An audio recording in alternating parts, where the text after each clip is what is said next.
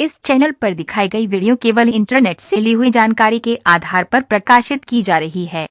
पति हो या पत्नी, इन बातों पर काबू रखना चाहिए। विवाह पति पत्नी के बीच का एक ऐसा धर्म संबंध जो कर्तव्य और पवित्रता पर आधारित होता है। ये एक वैज्ञानिक तथ्य है कि शारीरिक, मानसिक और आध्यात्मिक स्तरों पर स्त्री और पुरुष दोनों ही अधूरे होते हैं। स्त्री और पुरुष के मिलन से ही ये अधूरापन दूर होता है।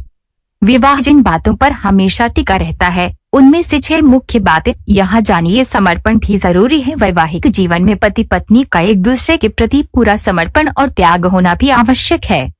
एक दूसरे की खातिर अपनी कुछ इच्छाओं और आवश्यकताओं को त्याग देना या समझौता कर लेना रिश्तों को मधुर बनाए रखने के लिए जरूरी होता है।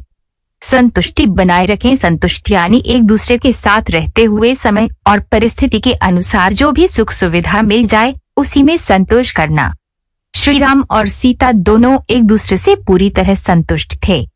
कभी भी श्री राम ने सीता में या सीता ने श्री राम में कोई कमी नहीं देखी। जीवन साथी के लिए संकल्प लें। पति पत्नी के रूप में अपने रिश्ते को अच्छी तरह निभाने का प्रयास करते रहना चाहिए। इस बात संकल्प लेना चाहिए कि हम अपने जीवन साथी को हमेशा प्रसन्न रखेंगे। वैवाहिक जीवन को सफलता और खुशहाली से भरा पूरा बनाने के लिए पति पत्नी दोनों को शारीरिक, आर्थिक और मानसिक स्तर पर एक दूसरे का साथ देना चाहिए। वैवाहिक जीवन में संतान का भी महत्वपूर्ण स्थान होता है। पति पत्नी के बीच के संबंधों को मधुर और मजबूत बनाने में बच्चों की भी भूमिका रहती है। इसीलिए बच्चों को अच्छे संस्कार देना चाहिए।